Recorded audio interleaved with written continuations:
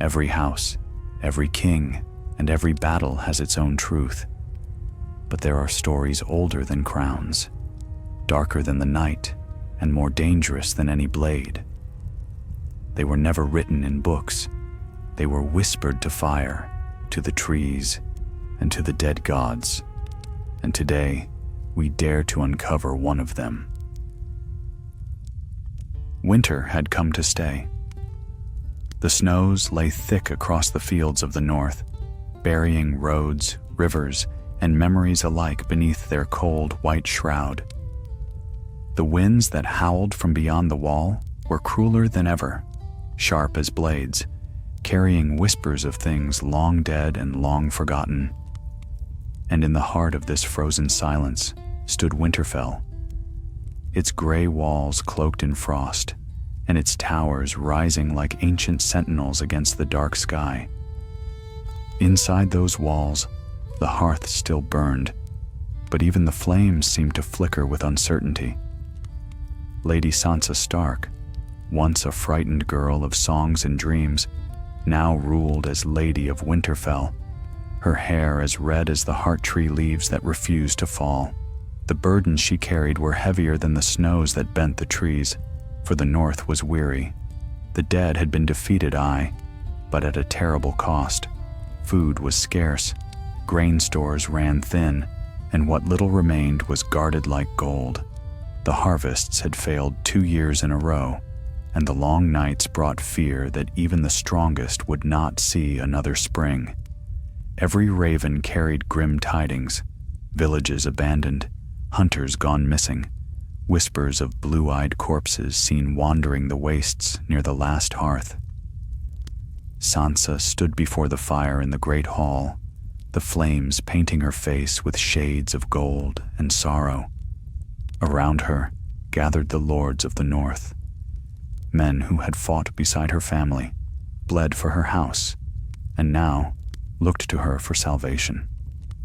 "My lords," she said, her voice steady despite the chill that crept into her bones, "the winter grows crueler by the day. We must share what we have, or none of us will survive it." A murmur rippled through the hall. Lord Serwyn rose, his beard white as the snows outside. "With respect, my lady, sharing what we have means starving our own." "And keeping what you have," she replied calmly, "means watching your neighbors die." It was the kind of talk that could stir rebellion in hungrier men, and Sansa knew it. But she also knew there was no other way.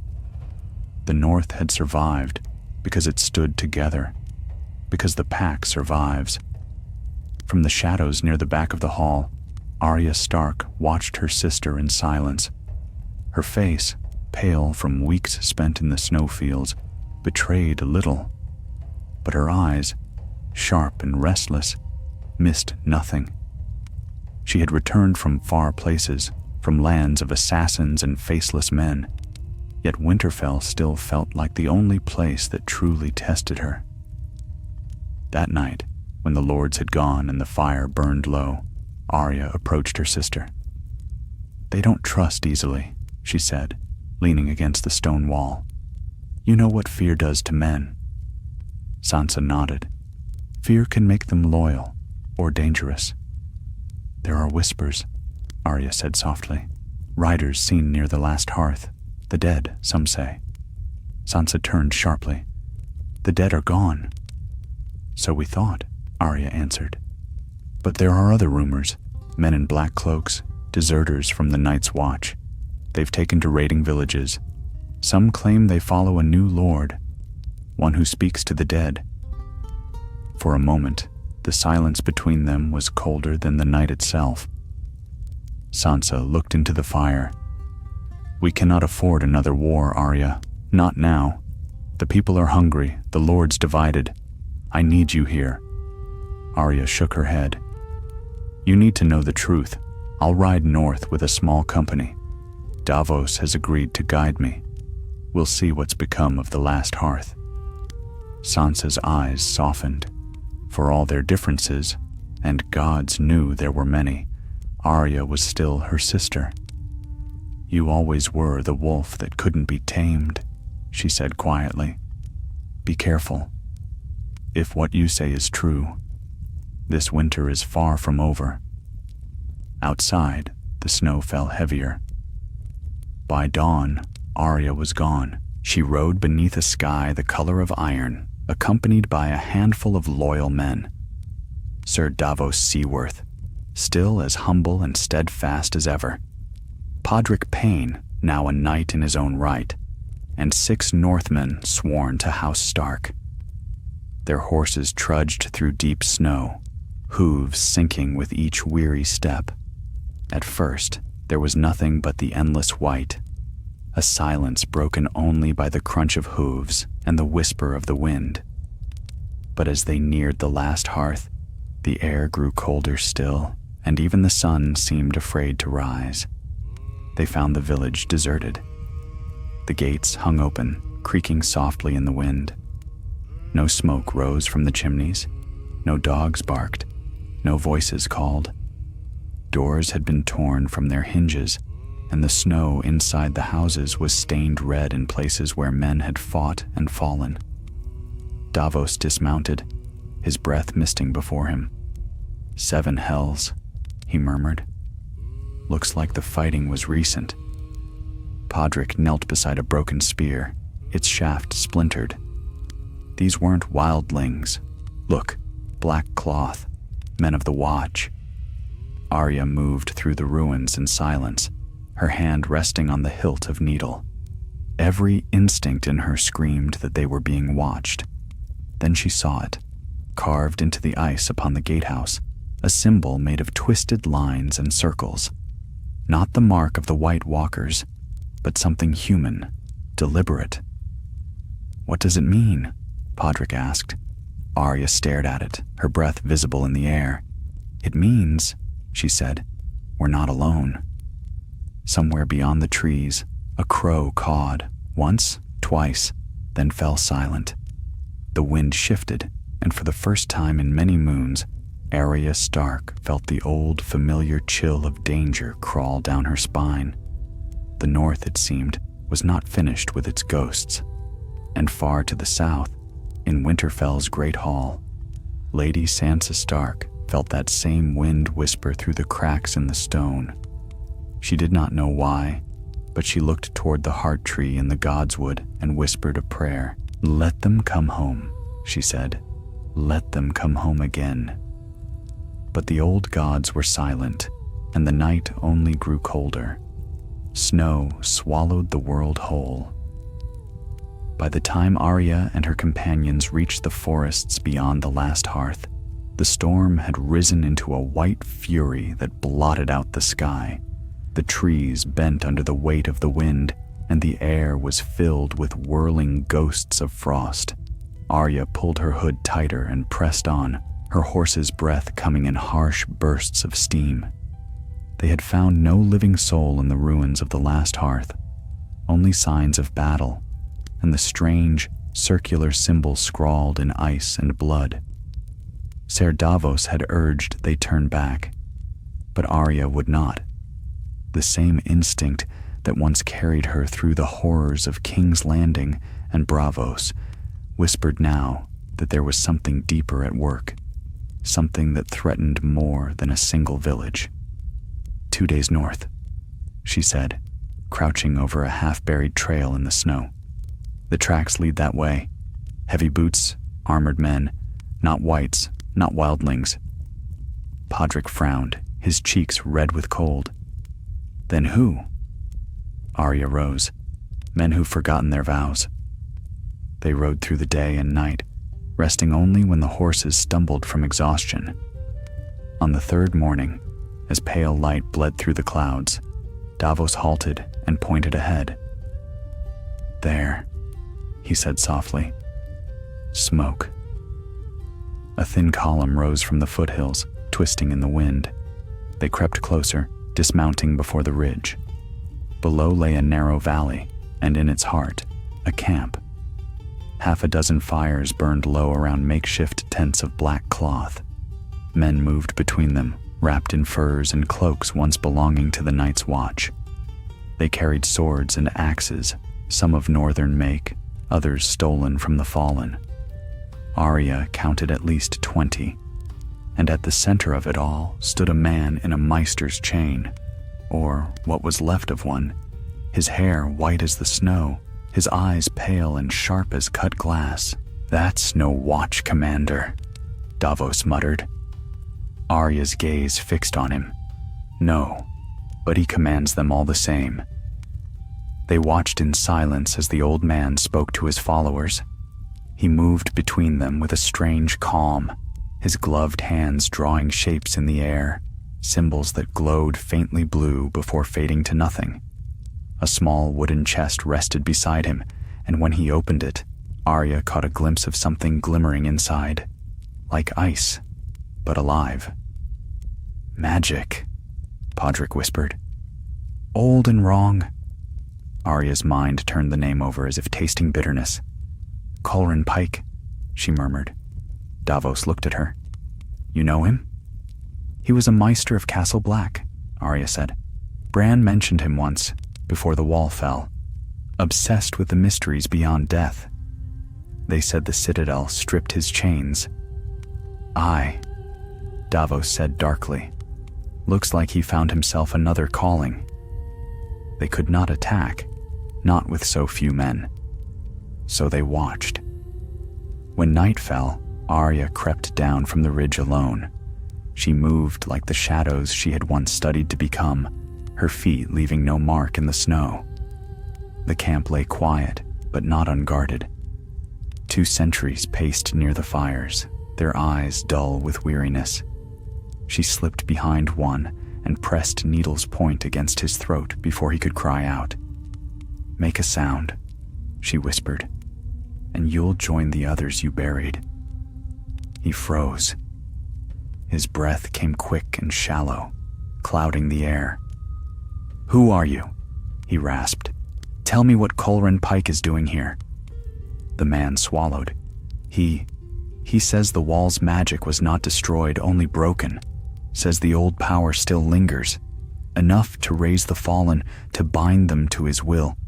He means to finish what the Night King began. Arya's grip tightened. "He means to bring the dead back?" The man nodded. "He's done it already. At first only beasts, wolves, crows, deer. But now—" He stopped. His eyes went wide, staring past her. Arya turned. Behind her stood another guard, his mouth open in silent shock, a spear raised. Needle flashed once, quick as breath. The man fell.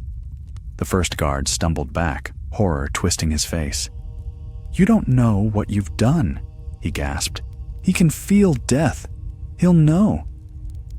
Arya silenced him swiftly, though his words clung to her mind as she melted into the night. When she reached the ridge again, Davos was waiting. "You're bleeding," he said. "Not mine." She wiped her blade clean. "He's raising the dead, not as whites, but something else, something bound to him." Davos frowned. "How many?" "I don't know. Enough to kill a village." Podrick looked pale. "Then what do we do?" Arya stared down at the camp, the faint glow of firelight flickering against the snow. "We kill him before he finishes whatever he's started?" Yet even as she spoke, a strange tremor rippled through the valley. The fires dimmed. The wind stilled. From the edge of the woods came the crunch of snow, slow, deliberate, unending. Shapes emerged from the darkness. Men, or what had once been men, clad in black armor rimed with frost, eyes dull and gray. Their movements were stiff but purposeful. They marched toward the camp, and Colrin Pike raised his arms as if welcoming them. The deserters knelt. The dead stopped. For a heartbeat, all was still. Then Colrin spoke, his voice carrying like wind over ice. "Brothers of the Watch," he said. "The wall was our prison and our grave, but no longer. Death itself bends to us now. The North will rise again, not in fire, but in frost. Arya's breath caught. There were dozens of them. Too many to fight, too many to flee unnoticed. Davos grasped her shoulder. "We go now, or we die here." She hesitated, watching as Colrin placed his hands upon one of the dead and whispered words that made the air shimmer. The corpse shuddered, then lifted its head, its eyes turning faintly blue. It was no white. It was something in between, half living, half bound by sorcery. Arya turned away. "We ride for Winterfell," she said. "My sister needs to know." By dawn, they were gone, leaving the valley behind them. Yet, as they rode, the wind carried faint echoes of Colrin's laughter, thin and cold as cracking ice. Back in Winterfell, Sansa Stark stood upon the battlements, her cloak whipping in the wind. She had dreamt of snow, a storm so deep it buried even the direwolf banners. When she woke, her heart was heavy with dread. That evening, a raven came from White Harbor. Its message spoke of riots, of hunger, of whispers that the Lady of Winterfell hoarded grain for her own. And as Sansa read the words by candlelight, the flames flickered blue for an instant, just long enough for her to see her breath mist in the air, though the fire burned bright. The darkness beyond the wall had stirred once more, and its shadow was already creeping toward her gates. When Arya and her companions rode south, the storm followed them like a living thing. The wind shrieked through the branches, driving snow into their eyes and freezing the sweat upon their brows. Their horses faltered beneath the weight of exhaustion, yet still they pressed on. Behind them, somewhere beyond the white void, the dead stirred to the will of Colrin Pike. On the fourth night, they found shelter in the ruins of an old watchtower. The walls leaned with age, and the roof had long since fallen away, but there was enough stone to break the wind. Davos built a small fire, its glow barely touching the darkness beyond. Arya sat apart, her eyes on the flames. The scent of smoke and cold ash filled the air. Podrick dozed against the wall, his sword across his knees. The Northmen took turns standing guard, though all could feel the unease settling over them like frost. At last, Davos broke the silence. "I've seen my share of dark magic," he said quietly. "Red priests and shadowborn kings, but never something like this." Arya glanced at him. "He's not raising whites. These things, they obey. They think." "Aye," Davos said grimly, "and that makes them worse." For a long time, neither spoke. The fire crackled, throwing shadows across the stone. At last, Arya asked, "Why are you here, Davos? You could have stayed at Winterfell." The old knight gave a tired smile. "Because when a Stark rides north, the realm trembles. Thought you might need someone who knows fear and listens to it." Arya looked away, though a small, quiet warmth stirred in her chest. "I'm not afraid." "Then you're a fool," Davos said kindly. "We all should be." She said nothing after that, and the night crept on. By morning, they rode again. The snow had eased, though the sky was heavy with more to come. When they reached the King's Road, they turned south toward Winterfell. It was then that Arya saw the smoke, a black column twisting upward against the pale sky. "Too thick for a hearth fire," Davos muttered. They galloped toward it. As they neared, they found a small hamlet reduced to char and ruin. The cottages were caved in, the thatch burned to ash. Frozen bodies lay half buried in the snow, men, women, and children, not slain by swords or claws, but by flame.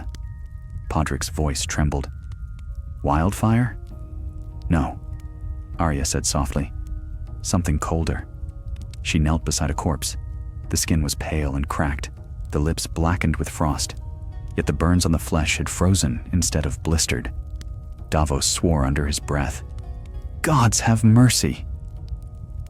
A faint sound reached them then, a whimper, weak but alive.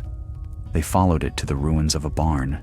Beneath a broken beam, they found a boy no older than 10, half buried in straw. His eyes were wild with terror. Arya lifted him gently. "You're safe now," she said. "Who did this?" The boy shook his head violently. "Not men. They came at night. The snow turned black. They had no breath. Their leader." His eyes glowed like ice. Arya and Davos exchanged grim looks. "Colrin," she whispered. The boy clutched her sleeve. "He said he would wake the North, said the dead would serve again." That night, they made camp by the ruins, though none could sleep. The boy's words clung to Arya like frostbite. "Wake the North." The phrase carried the echo of a promise or a curse. When dawn broke, they buried the villagers beneath the snow. Arya stood last, her head bowed. "The North remembers," she murmured, though she wondered what that truly meant now. They reached Winterfell 3 days later. Its gray towers rose like a fortress against the endless white, the direwolf banners snapping in the wind. The gates opened as Arya's party approached, and Sansa herself came to meet them, cloaked in fur and authority. When she saw Arya, her expression softened, but only for a heartbeat. "You've been gone too long," she said. "I feared the worst." "The worst is coming," Arya replied.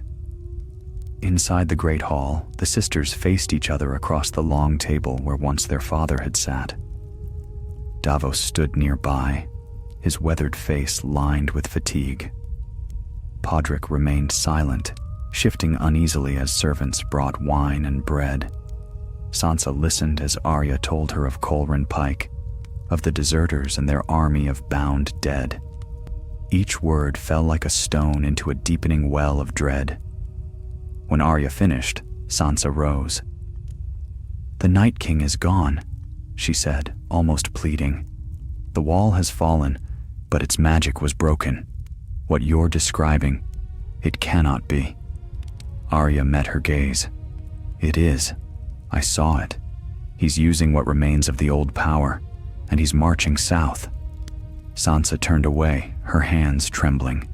"The lords will not believe this. They're already restless. Lord Manderley demands grain. The Serwins refuse to send men to the wall. If I tell them another army of the dead is coming, they'll think me mad." "Then let them," Arya said. "Better madness than blindness." The sisters' eyes met, ice against steel. The silence between them stretched long. At last, Sansa said, "We will call the banners again. Quietly, at first. I'll send ravens to the Vale, to White Harbor. If this threat is real, we must be ready." That night, Arya went to the Godswood. Snow fell softly through the branches, dusting the red leaves of the heart tree. She knelt before it, remembering another winter, another war. "You've taken enough from us," she whispered to the old gods. "Not again." Somewhere behind her, a branch cracked. She turned swiftly, hand on her dagger. But it was only Bran. He sat beneath the roots in his chair, his pale eyes distant. "You've seen it," she said. It was not a question. Bran nodded slowly. "A storm beyond storms. A man of knowledge who became something else. He means to raise what should never have risen." Arya stepped closer. "Can he be stopped?" The wind stirred the leaves. Bran's voice was quiet, hollow. "Every shadow has its hour, but so does every dawn." When Arya left him, the snow had thickened, and the moon was shrouded in cloud. From the battlements, she could see the faint glow of torchlight along the walls. The North was preparing for war once more, though this time, no one truly knew against what. In the great hall, Sansa readied her letters. Her quill moved swiftly, though her thoughts were heavy. Somewhere deep in her heart, a small flame of defiance burned. The Starks had faced worse and endured. Yet as she sealed the final scroll, the candle flickered. The air turned cold and her breath misted.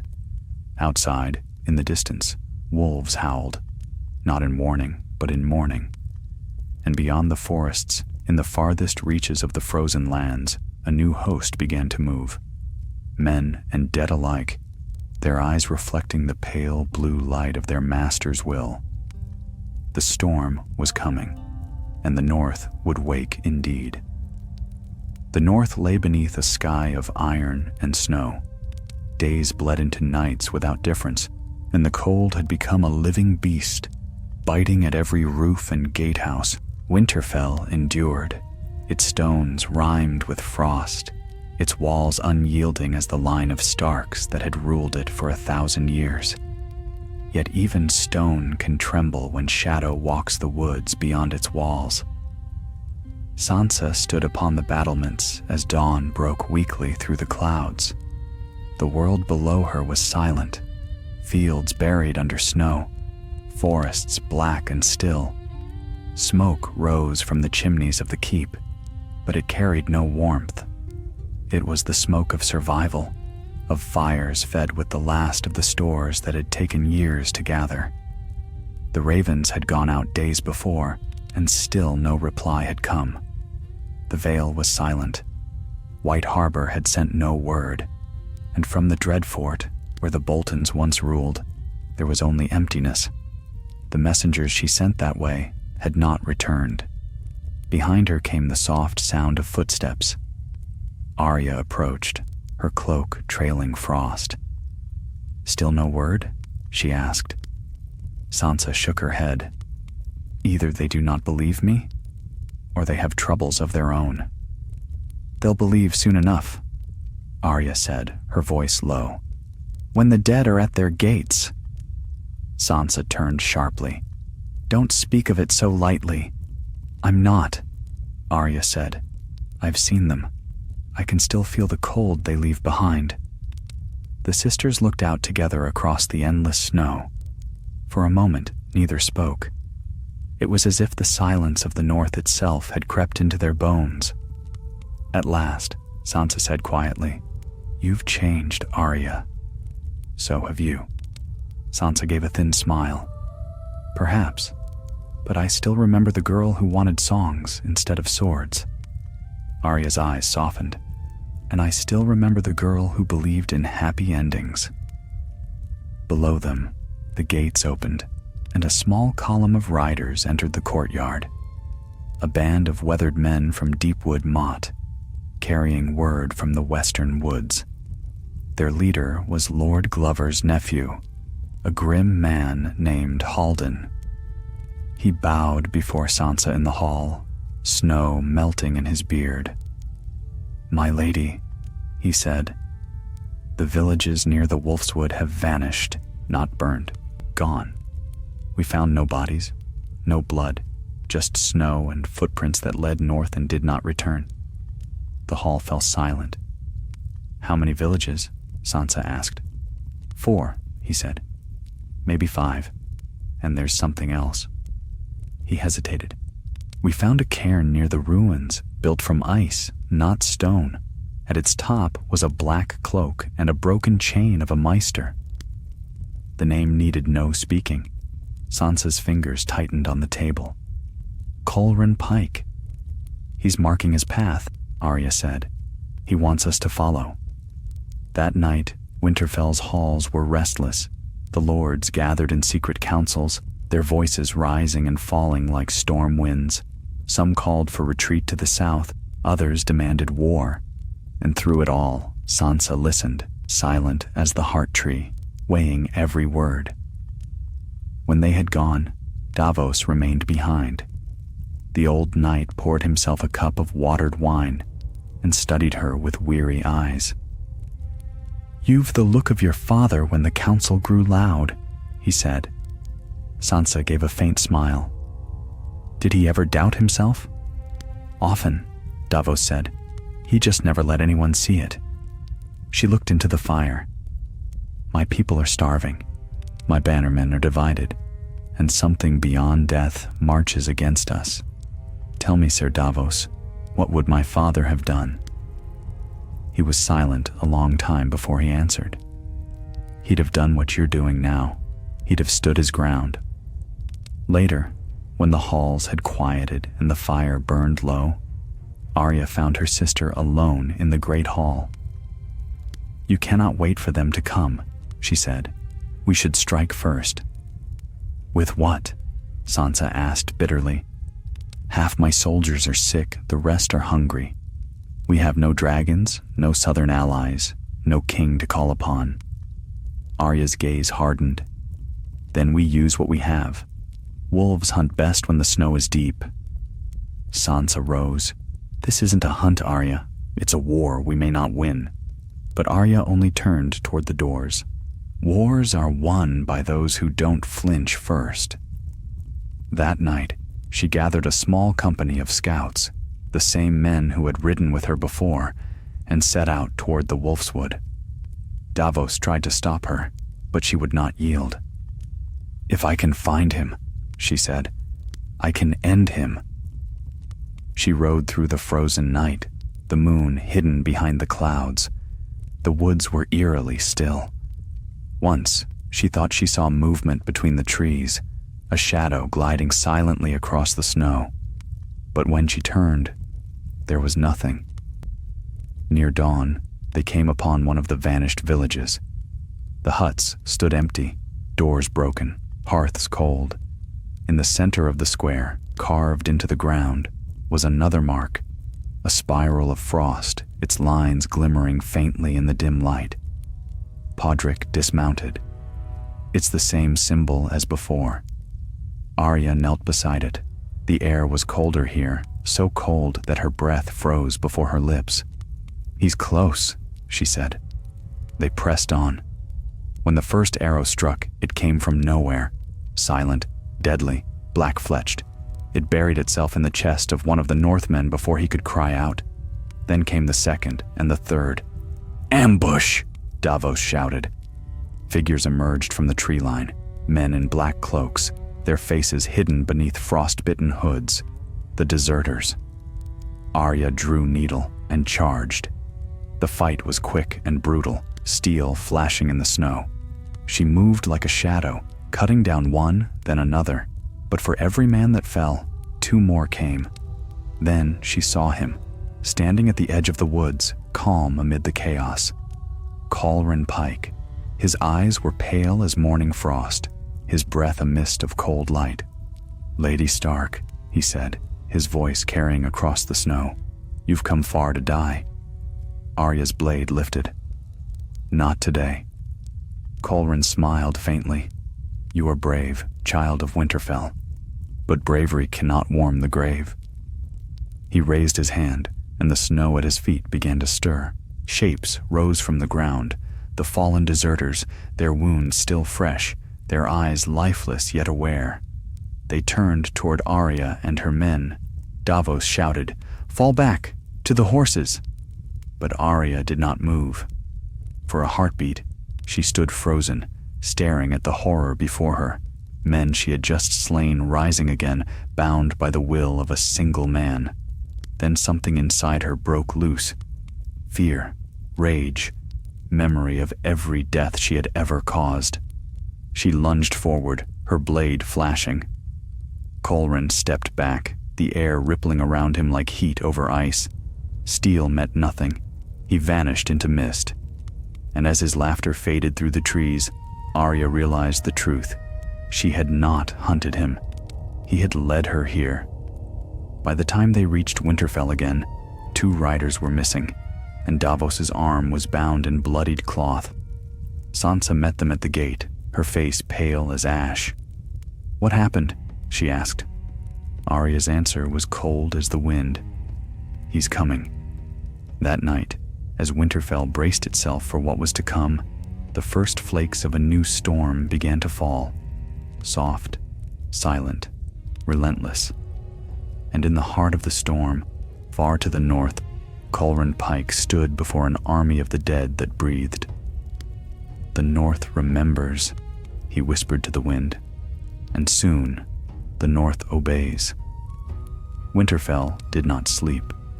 The forge fires burned through the night, hammers clanging against steel as armor was mended and swords reforged. In the courtyards, men trained beneath torches, their breaths rising in clouds. The wolves in the godswood howled without cease, as if warning of something that drew ever nearer. Sansa moved through the keep like a ghost, her footsteps soft on the frozen stone.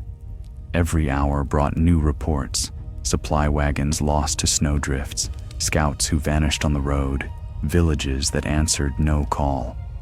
She hid her fear behind a wall of calm authority, but even her maids whispered of ill omens.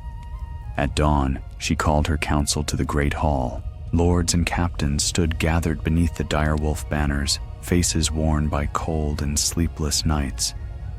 Davos Seaworth leaned against the table, his left arm bound in a sling, while Arya stood at his side, her hood drawn low. Sansa began without preamble. "The enemy gathers north of the Wolfswood. They march with the dead, not whites, but something new.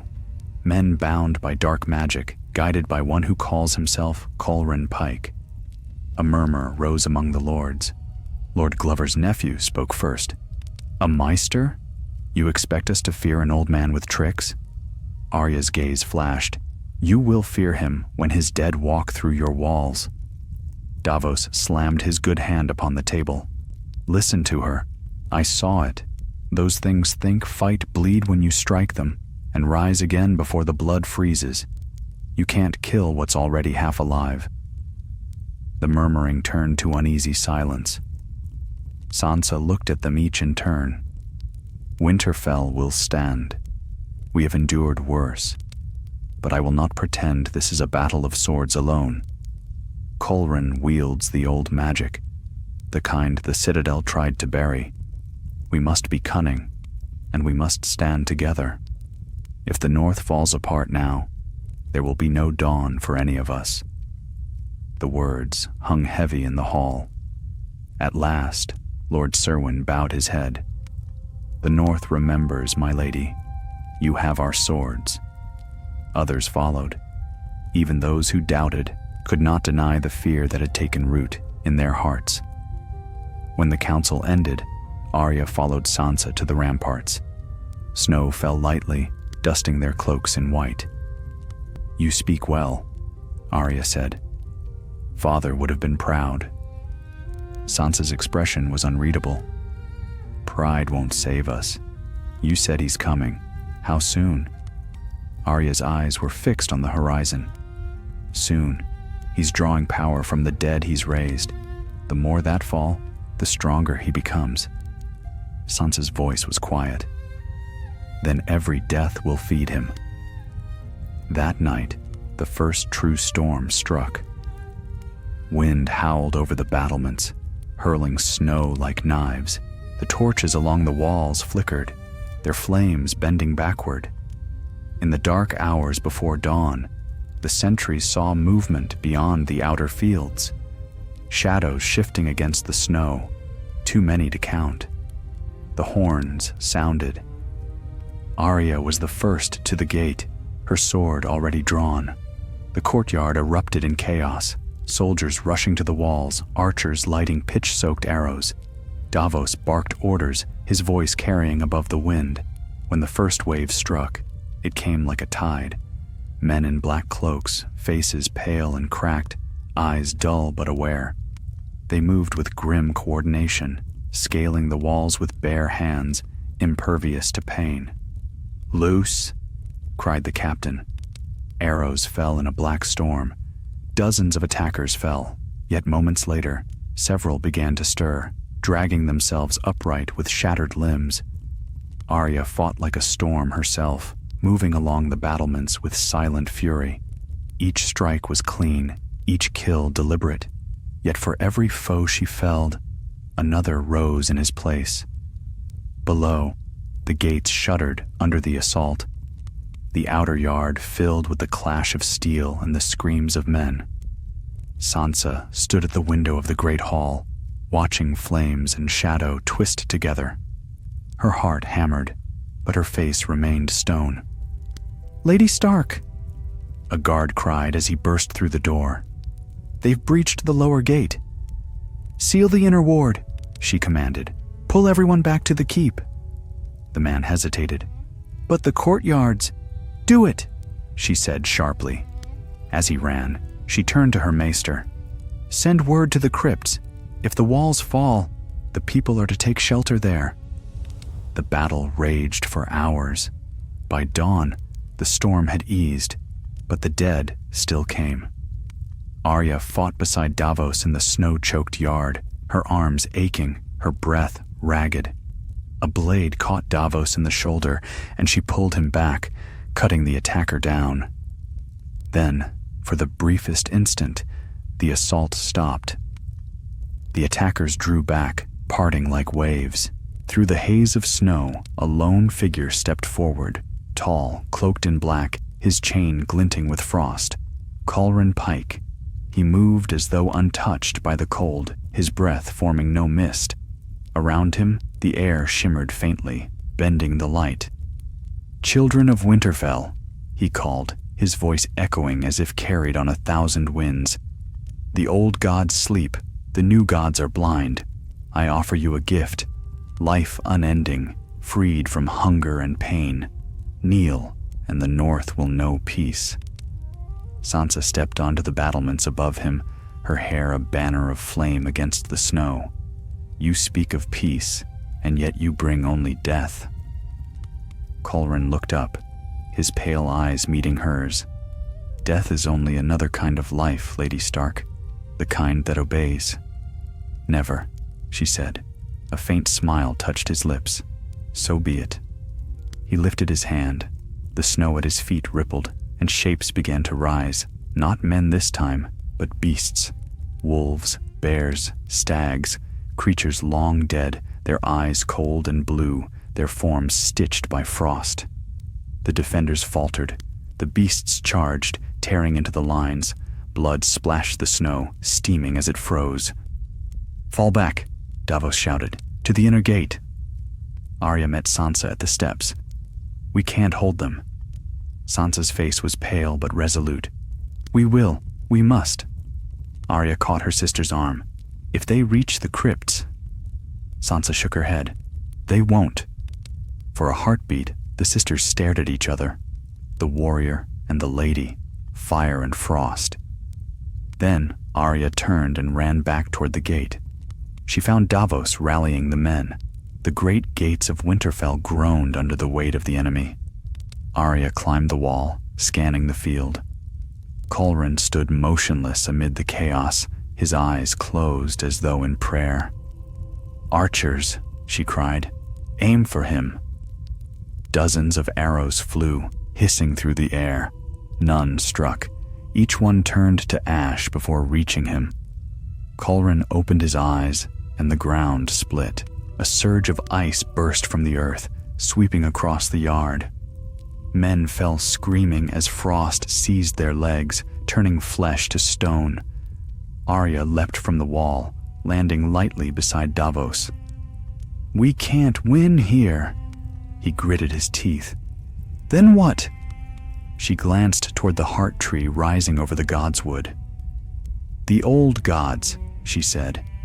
"If there's any power left in the north, it's there." Together they ran through the snow, the sound of battle fading behind them. The godswood was eerily still, its red leaves trembling in the cold. Arya knelt before the heart tree, her breath coming in short gasps. "Help us," she whispered. "If you ever watched over the Starks, watch now." The air grew colder. Frost crept up the trunk of the weirwood, tracing the carved face with lines of ice.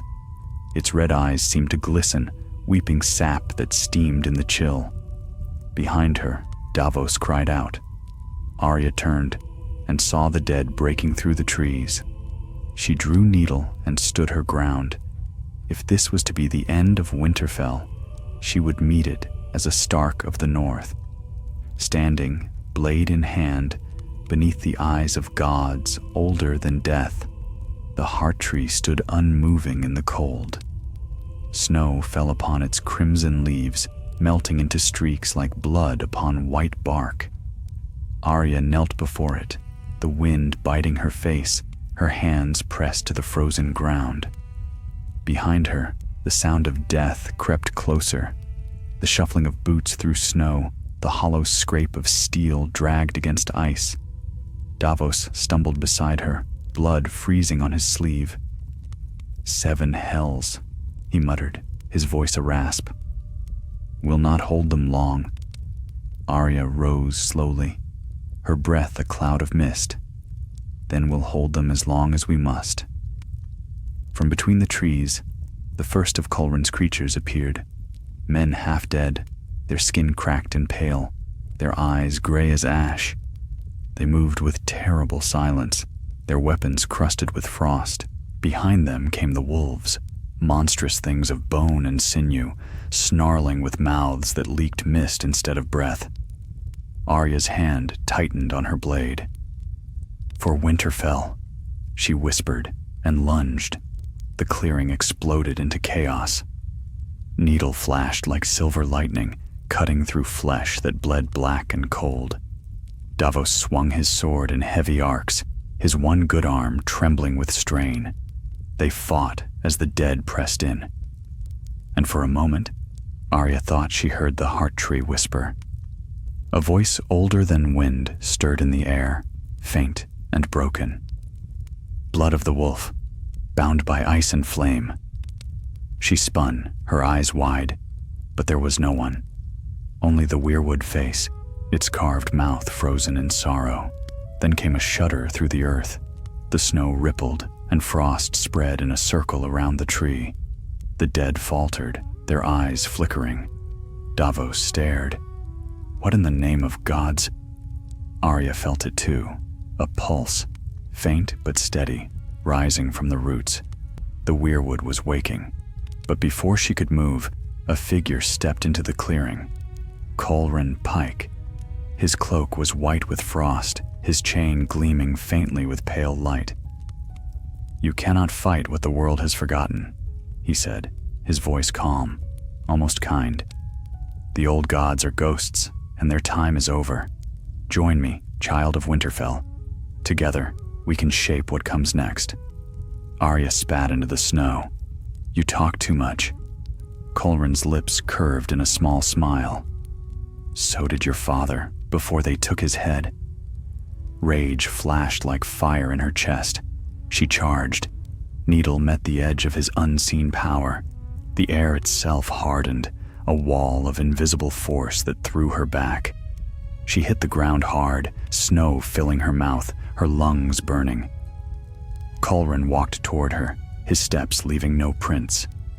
You think you fight for life, girl, but life is cruel. Death is peace. I offer mercy.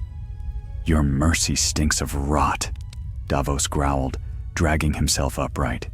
He hurled his sword with his remaining strength.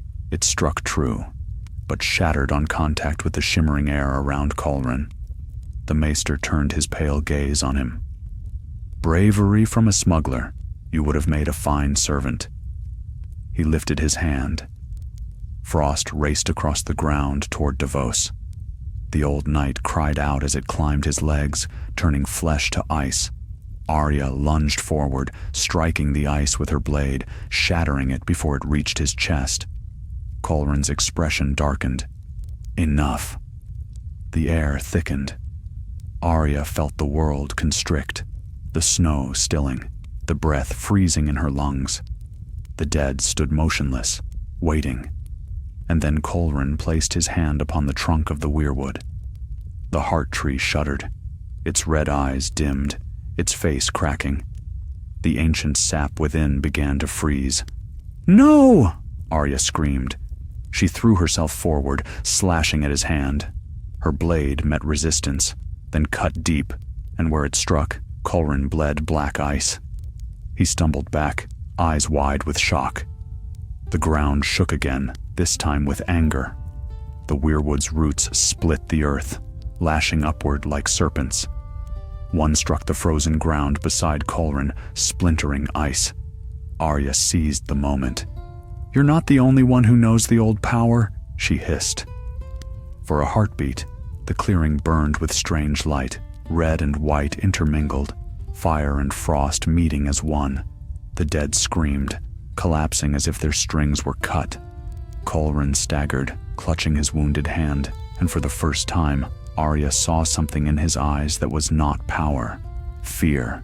He turned and fled into the forest, the snow swallowing his shadow. When silence returned, Arya fell to her knees, chest heaving. Davos limped to her side, his breath ragged. "Is he dead?" She shook her head. "No, he'll come again.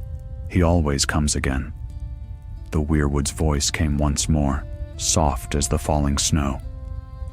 "The bond is not broken, but it weakens." Arya looked up. The face of the tree seemed changed. Sadder, perhaps, or older. "What did he do?" she asked quietly. "He sought to unmake the old oaths," the voice murmured, "to bind the North to his will, but the roots run deep, and blood yet remembers."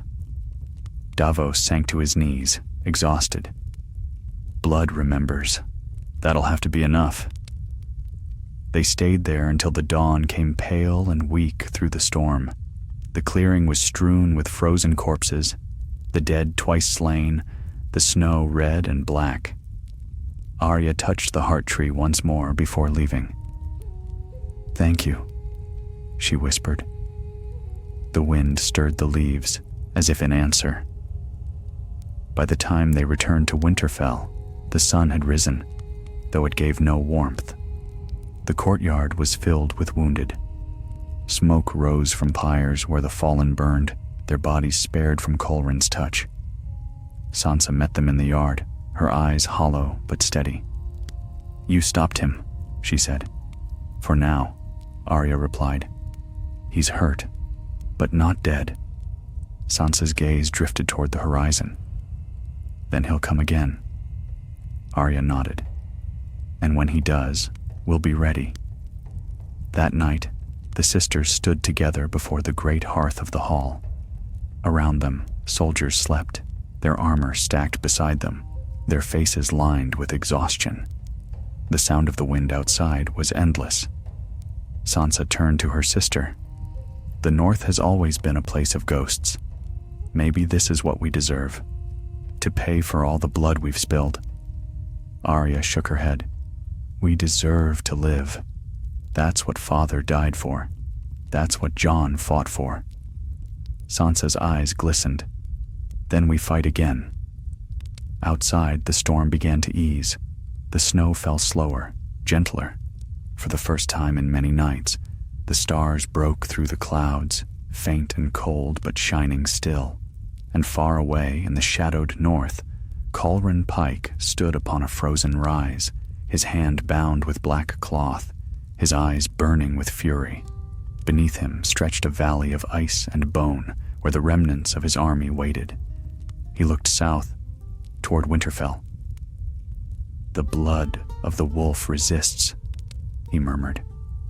"Then let the wolf taste despair." He turned to the valley below. "Wake them all." The ice cracked, the snow trembled, and from beneath it, hands began to rise.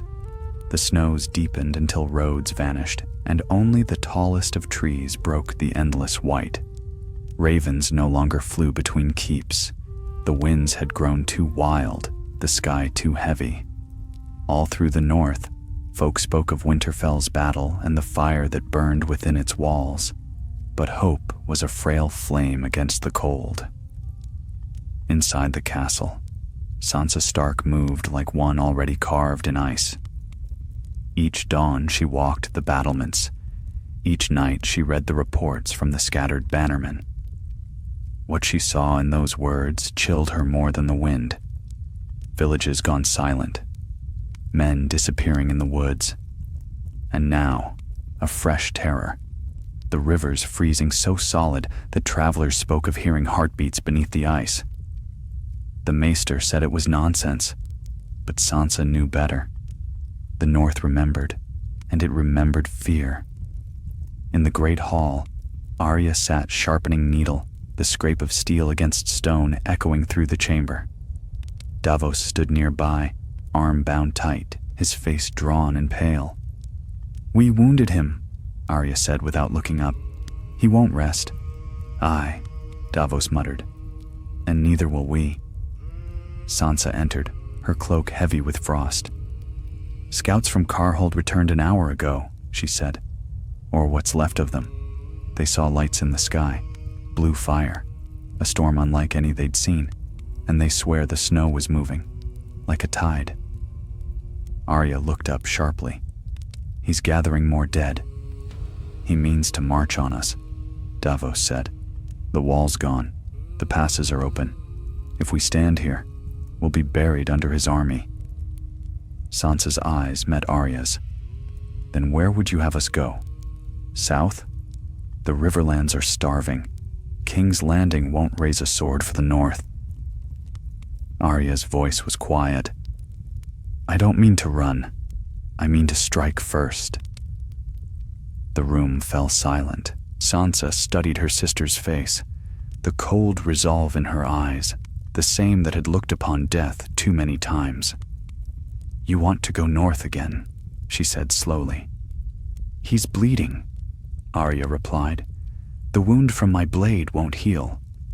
Whatever he's become, he's not invincible. If we can find where he hides, we end him before he reaches the walls." Davos shook his head. "That's madness. He's got an army of corpses, and we've got a handful of half-frozen men." "Madness or not," Arya said, "we don't have another choice." Sansa hesitated. Every instinct told her to hold fast, to defend the hearth and home her family had rebuilt with so much blood. But another voice whispered from the depths of her memory, her father's voice, calm and stern. "When the snows fall and the white winds blow, the lone wolf dies, but the pack survives." "The pack survives," she said aloud. Arya's eyes softened. "Then you understand." "More than you think," Sansa said. "But if you ride north again, you won't ride alone. I'll send men with you, the best we have left." That night, as the fires burned low, Arya prepared her company. Ser Davos, still stubborn despite his wounds. Podrick Payne, loyal and silent. Lord Halden Glover, and 20 Northmen hardened by frost and battle. They would leave before dawn. Sansa watched from the gatehouse as they mounted. The snow swirled around them, turning armor to ghosts. "If you don't return," she began. Arya smiled faintly. "You'll make sure the North does." And then they were gone, swallowed by the white horizon. For 3 days, they rode through the woods and wastes of the North. The world was silent except for the moaning of wind through frozen branches. No birds sang, no beasts hunted. It was as though life itself had fled before them. On the 4th night, they reached the ruins of a keep long abandoned, the last hearth, once seat of House Umber. The walls were half buried in snow, the gates torn apart. Within the courtyard, the ground was scorched black, as if by fire that burned cold. Arya dismounted. "He's been here," she murmured. Podrick knelt beside a patch of ice.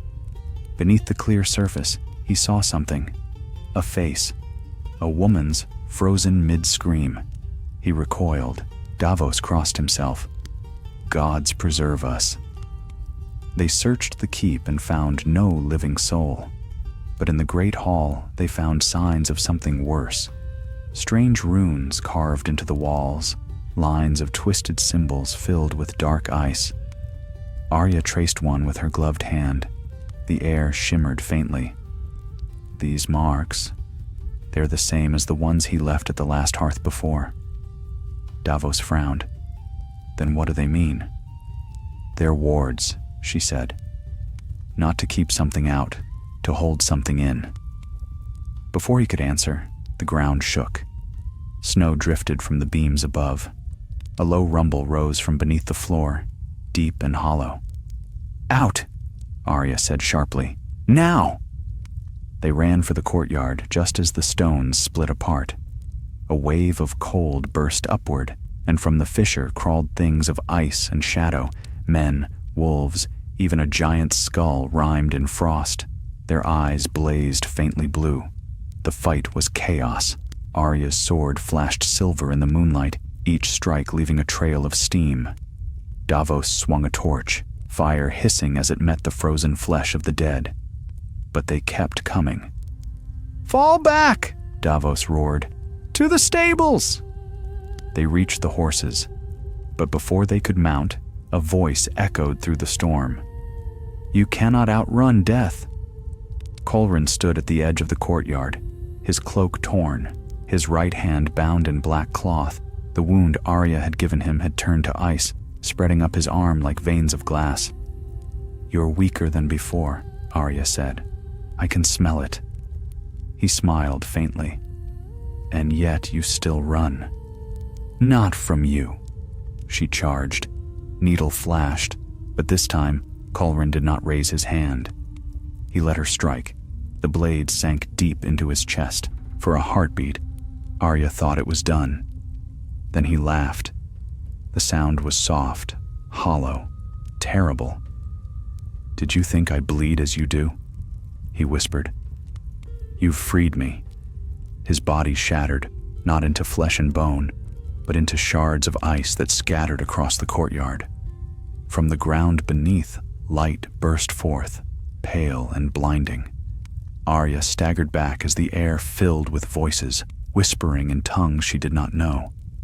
The dead around them fell still, their eyes darkening. Then, one by one, they began to rise again, not as servants, but as something else. Their gaze turned skyward, the light spread outward, rippling through the clouds. Davos pulled Arya to her feet. "What have you done?" She stared, breathless. "I don't know." The wind rose into a scream, and the snow turned to ash. In the distance, lightning split the heavens, glowing the color of ice. When it ended, the ruins were silent once more. The bodies of the dead lay motionless. The light had vanished. But where Colrin had stood, only a black scar remained, smoking faintly against the snow. Arya looked at it, her heart pounding. "He's gone," Podrick whispered. "No," she said softly. "He's changed." Far away, beyond the frozen hills, a sound rolled like thunder, not from the sky, but from the earth itself. And in Winterfell, Sansa woke from her sleep with a start. The fires in her chamber had died, though she could not recall when. Frost crept across the floor, spelling faint words she could barely read. "He rises." Sansa's breath caught in her throat. She turned toward the window, and far to the north, the horizon glowed faintly blue. The war for the north had only just begun. The cold that gripped the north after that night was unlike any winter that men remembered.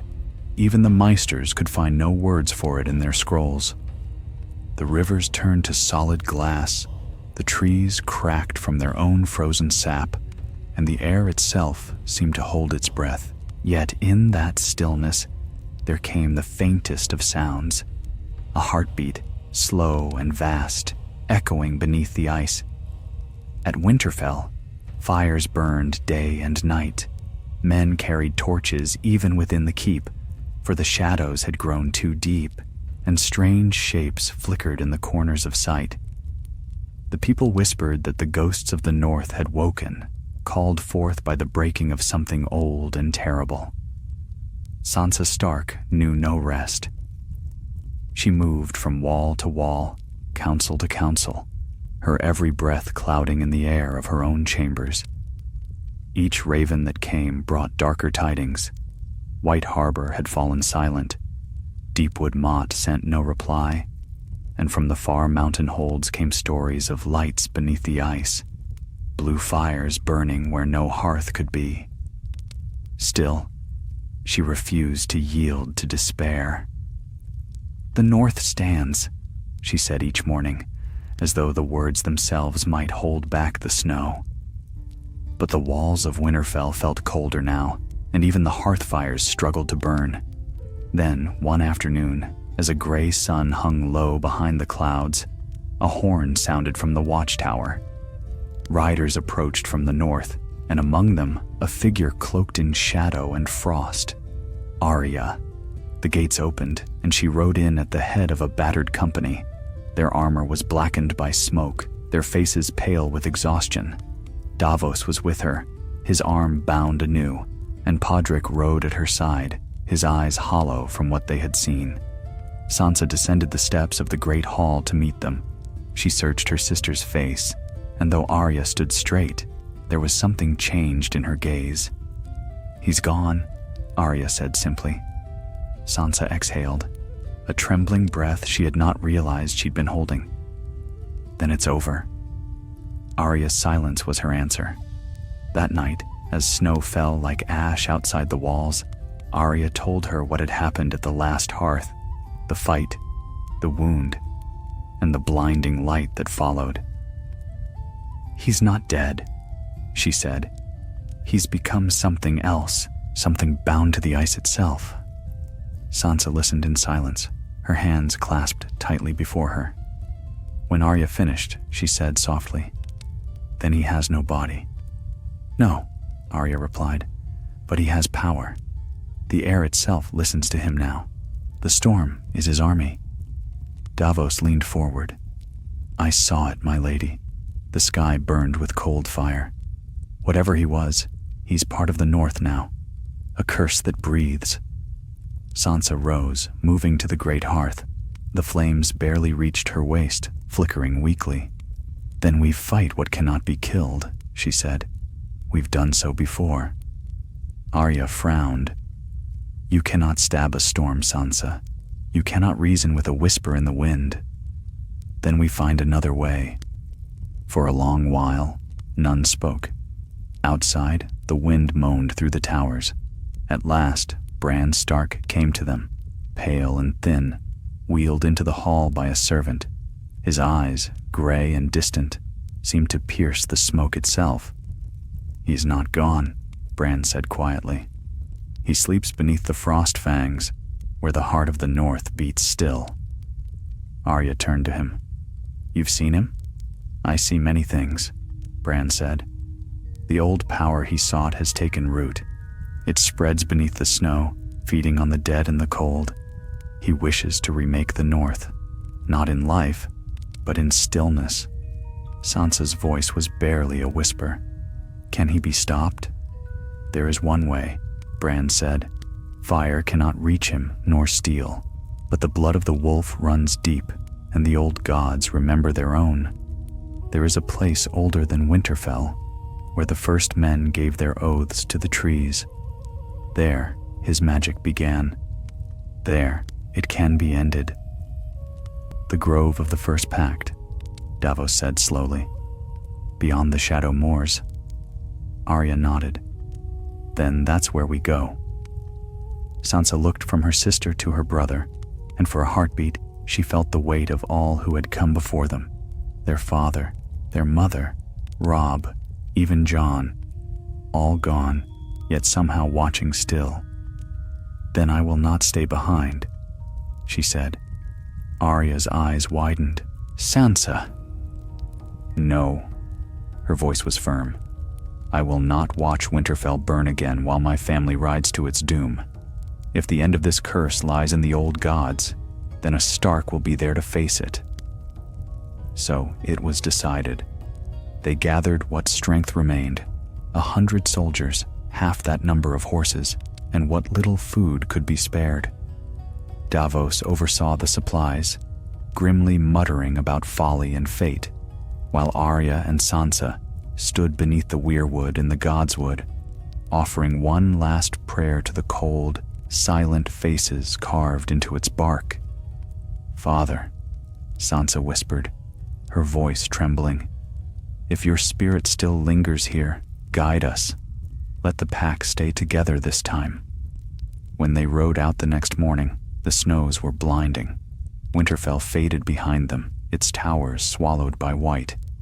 For 2 days, they followed the frozen river north. On the third, they reached the edge of the Shadow Moors, a wasteland of black ice and mist where no sun had shone for 100 years. The air there was heavy, thick with silence. "Strange place," Davos muttered. "Feels like the world's holding its breath." It was then that the horses began to shy. The ground beneath their hooves pulsed faintly, as though something far below was stirring. Arya dismounted, pressing her palm to the ice. Beneath it, she felt warmth, faint but real. "The heart of the north," she said. Bran was right. It beats still. As night fell, they made camp beside a ridge of frozen stone. The stars were dim, veiled by drifting snow. Sansa sat beside the fire, watching the flames dance weakly in the wind. Arya joined her, dropping into the snow with a sigh. "You should sleep." "I can't," Sansa said. "When I close my eyes, I see him." Arya's voice was low. "So do I." They fell into silence. The fire crackled softly, the only warmth in a world of ice. Then faintly, from the distance, came a sound. A hollow, rhythmic beat. Davos lifted his head. "That's no drum." The snow began to tremble. Horses reared, men shouted, and out of the mist ahead, shapes began to emerge, tall, slow-moving, their eyes glimmering with blue light. "The dead?" Sansa whispered. Arya drew her sword. "No, worse." They came into view, not men, not corpses, but statues of ice, carved in the likeness of warriors, yet moving with the grace of living things. Their faces were blank, their mouths sealed, and within their chests burned faintly with the same light as the sky. At their head walked a figure cloaked in frost and shadow, no longer human, no longer bound by flesh. Colren Pike had risen. His voice drifted over the snow like a sigh. "You came to me at last." Sansa stood, her breath trembling in the frozen air. "We came to end you." He smiled, and the wind howled in reply. "You cannot end what the North has become." The ice beneath them cracked.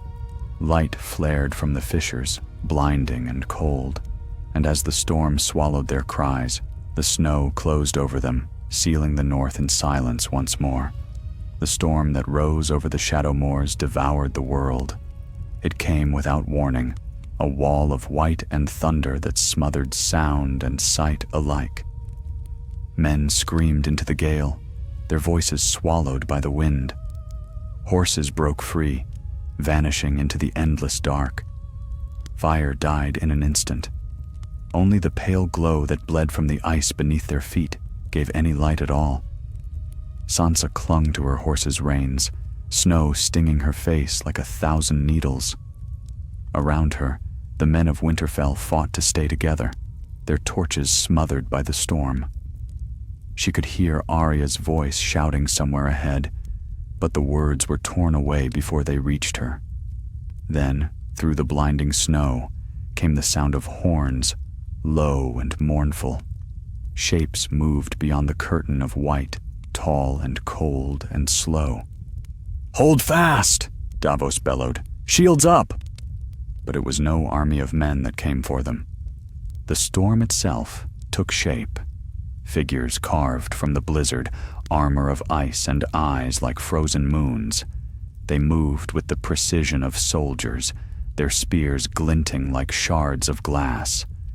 Arya leapt from her horse, rolling through the snow as one of the creatures lunged. Needle flashed, slicing through the mist. The thing shattered into powder, only for another to form from the swirling wind. "They're not real!" she shouted. "Strike the heart! The light!" The Northmen obeyed. For every phantom they shattered, 2 more appeared, and still the storm roared, until even the ground seemed to quake with fury. Through the chaos came a voice, calm and cold as the grave. "You should not have come here." Sansa turned toward the sound. From the heart of the storm, Colrin Pike emerged, no longer a man, but something vast and translucent, his form shifting like water beneath ice. The black cloth that had once bound his wound fluttered uselessly. His hand had become a limb of pure frost, his face smooth and unmarked by life. Arya faced him, snow clinging to her hair, her breath steaming in the frigid air. "You're nothing but a ghost now." "Perhaps," Colrin said softly, "but even ghosts have power. Look around you. Do you hear the trees? Do you hear the rivers? They all sing my name now." Sansa took a step forward, her voice trembling but fierce. "You call yourself the North's master, yet you kill its people. You feed on its dead. What kind of god does that make you?" Colrin's pale eyes turned toward her. "A necessary one. The world must rest. No hunger, no pain, no betrayal, only stillness. You cling to suffering because you fear silence." "The North doesn't kneel," Sansa said. Colrin smiled. "No, but it freezes all the same." He raised his hand. The air rippled. The snow around them hardened to glass, trapping the soldiers where they stood. Men cried out as frost crept up their legs, turning them to statues. Davos swung his sword, but it shattered against the ice. Arya moved. She darted through the storm, a blur of motion, her blade flashing at Colrin's throat. But her strike met empty air. He dissolved into mist, reforming behind her. His touch brushed her shoulder, and agony seared through her arm as ice spread beneath her skin. Sansa screamed her sister's name. The wind howled, carrying voices, whispers of the old gods, faint and desperate. Beneath the ice, the faint heartbeat quickened. The ground itself began to glow with a strange crimson light, faint but defiant. Bran's words came back to her. "The roots run deep. The blood of the wolf remembers." Sansa dropped to her knees, pressing her hands against the frozen ground. It was burning cold, but she held on, teeth clenched against the pain. "Old gods," she whispered, "hear me. I am of your blood, of the first men, of the wolves of Winterfell. If you remember us, remember now." The light beneath the ice pulsed. Colrin faltered. His eyes widened. "No," he hissed. "You cannot." But Sansa's voice grew stronger. "We are not yours to take. The North lives. The pack survives." The ground split. A surge of red light burst upward, shattering the ice. It was not fire, but something older. The life of the land itself, raw and furious. The wind howled, and the storm began to unravel. The spectral soldiers turned to vapor, their bodies collapsing into snow. Arya staggered to her feet, her arm rimed with frost. She saw Colrin faltering, his form flickering like a candle in the wind. She ran to him, needle gleaming in the red light. "This is for every life you stole," she said, and drove her blade through his heart. For an instant, all was still. Then, the world screamed. The ice exploded outward, shards flying like arrows. The storm imploded, drawing in upon itself until only silence remained. Colrin's body shattered, his pieces scattering into the wind, melting into nothing. When the light faded, only the snow remained, white, unbroken, and still. The survivors stood in stunned silence. The air was calm now, the wind gone. The stars returned, faint and distant. Arya fell to her knees beside her sister. Sansa's hands were raw and bleeding, her breath shallow. "It's over," Arya whispered. Sansa shook her head weakly. "No. Listen." From beneath the ice came that sound again. The heartbeat. Slower now, softer, not dying, but sleeping. Davos limped toward them, his face pale. "What in the seven hells did you do?" Sansa stared at the horizon, where the sky was turning gray with dawn. "I reminded the gods who we are." They rested there until the sun rose, a weak, fragile light that glimmered across the snow. For the first time in months, the air did not sting. The cold remained, but it was clean now, not cruel. When they finally rode south, the land was silent. The statues of ice that had hunted them were gone, melted into the snow. The storm had ended. By the time they reached Winterfell, ravens had already flown, carrying word across the north that the frozen curse had broken. The rivers thawed, the winds softened, and the heartbeat beneath the ice faded into memory. Sansa stood once more upon the battlements, watching the sunrise break through the mist. The sky burned with soft gold, and for the first time in many moons, she felt its warmth upon her skin. Arya joined her, the wind tugging at her dark hair. "He's gone?" "For now," Sansa said, "but winter always returns, and when it does, the North will remember." Arya smiled faintly. "Then we'll be waiting."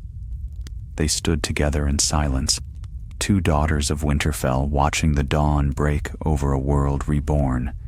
In the godswood below, the heart tree stirred. Its red leaves whispered faintly in the wind, as if answering a prayer long forgotten. The pack survives. Spring did not come easily to the north.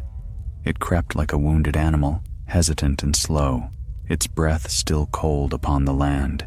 The snow melted in patches, leaving behind gray fields and rivers swollen with thaw. But the sun, pale though it was, began to show its face again. The skies cleared, the winds softened, and for the first time in what felt like a lifetime, Winterfell's courtyards rang with laughter.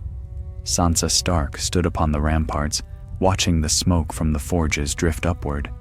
Men worked below, mending walls, reforging gates, repairing what the long winter had broken.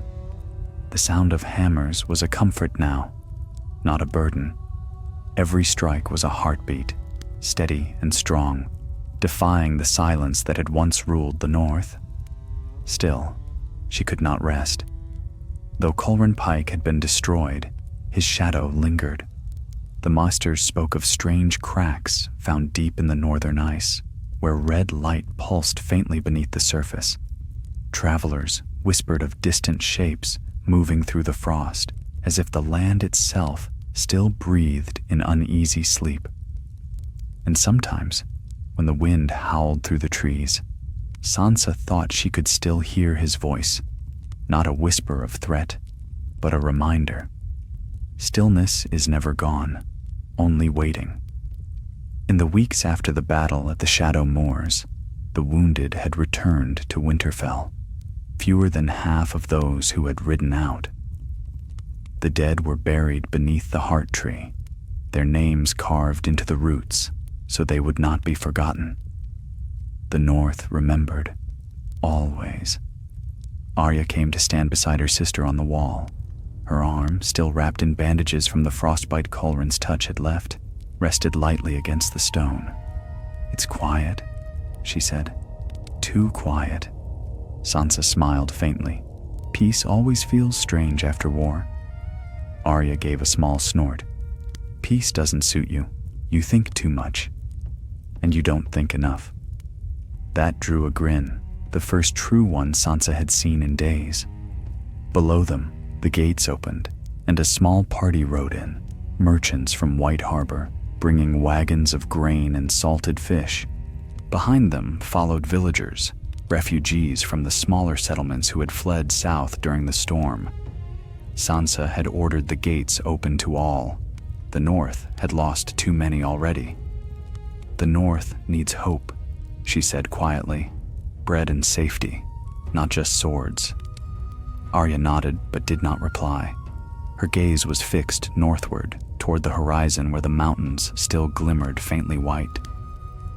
That evening, the lords of the North gathered in the great hall.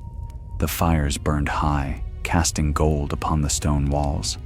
Meat and ale filled the tables, and for the first time in months, the hall was alive with noise. Lord Serwyn raised his cup. To Lady Sansa Stark, the Warden of the North, may her wisdom keep us through the next winter. The hall erupted in cheers. Sansa stood, her smile small but steady.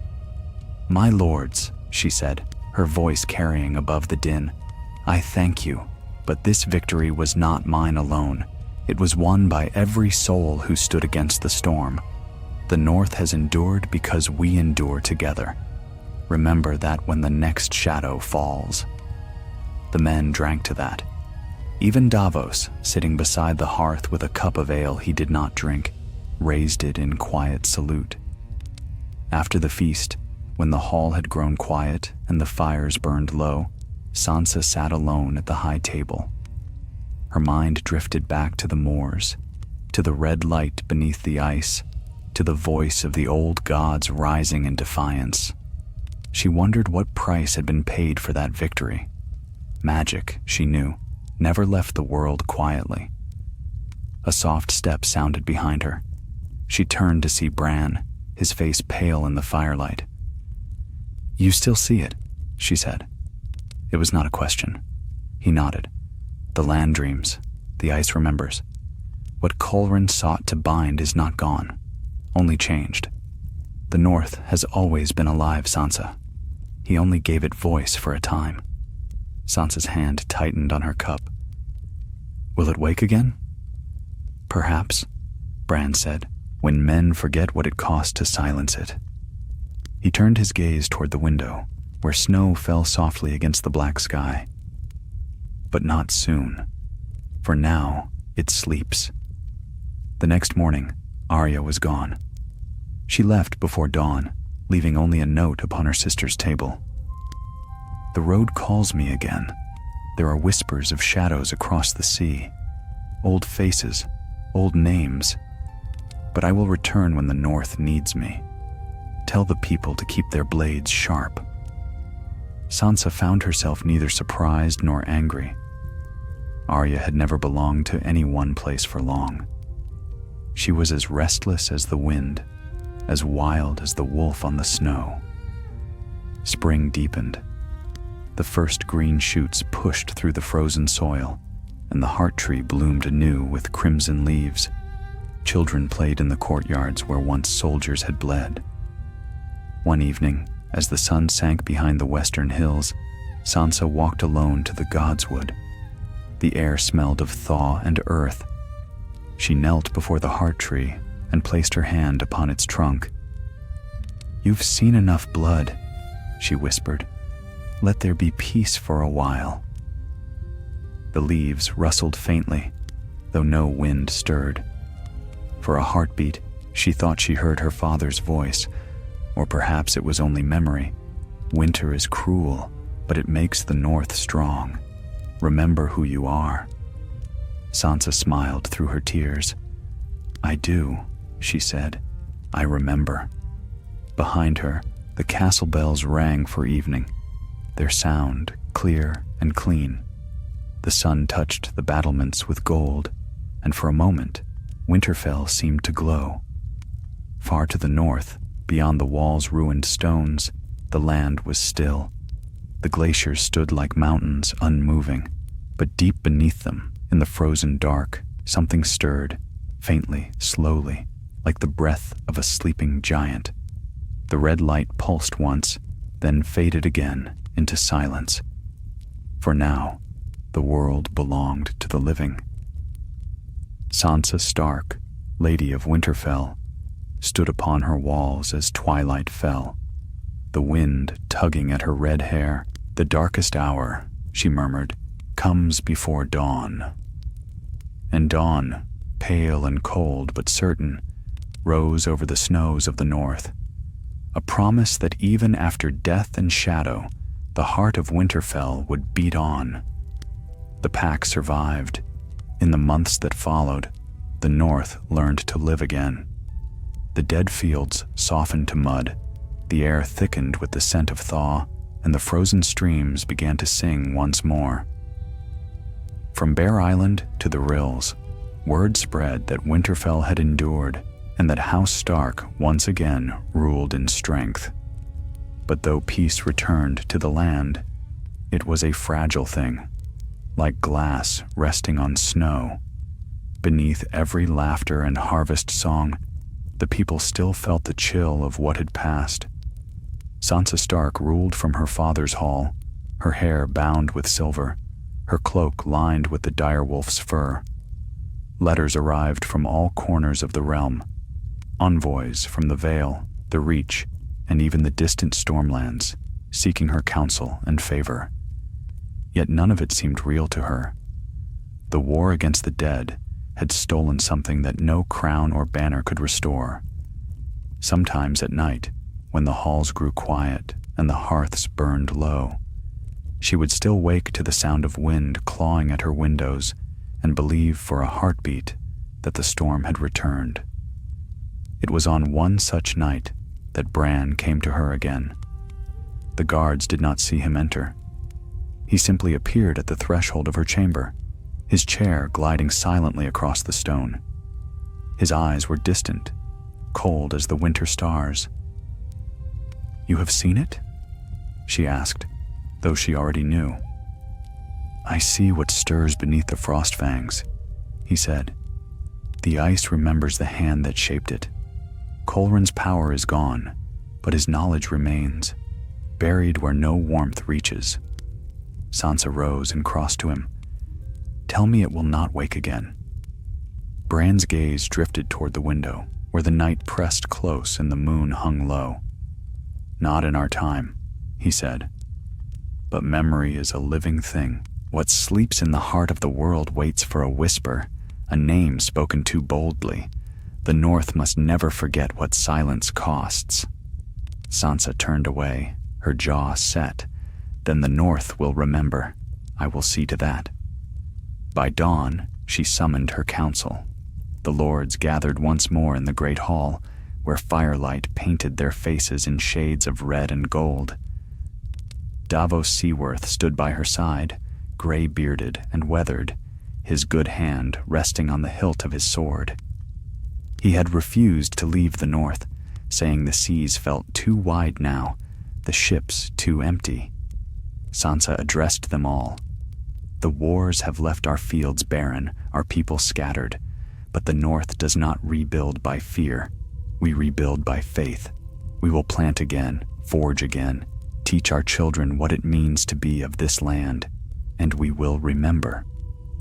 She ordered the old songs sung once more in the great hall, the songs of Bran the Builder, of Lan the Clever's folly, of the long night and the wolves who held back the cold. She sent riders to every holdfast to record the names of those who had fallen, not only lords and knights, but farmers, mothers, and children. The dead would no longer vanish into snow without voice or story. Under her rule, Winterfell grew strong. The cracks in the walls were mended, the storehouses filled, and life returned to the courtyards. Yet Sansa herself remained restless. She walked the godswood often, listening to the rustle of the leaves, half expecting the heart tree to speak again. Sometimes it did, though only in whispers. "The pack survives," the leaves seemed to say, "but the wolf is never free of winter." One morning, a raven came from the south. The seal bore the image of a dragon, three-headed, black upon red. It was a letter from Queen Daenerys' successor, who now ruled the southern kingdoms. The parchment carried polite words, offers of trade and friendship, yet beneath them, Sansa felt the weight of the same old Southron hunger, the wish to tame the North, to draw it again into their endless feuds. She read the letter twice, then handed it to Davos. "They think us weak again," Davos grunted. "They've never understood the North, my lady. They never will." Sansa looked beyond the window, where snow still clung to the high towers. "Then let them keep their courts and their gold.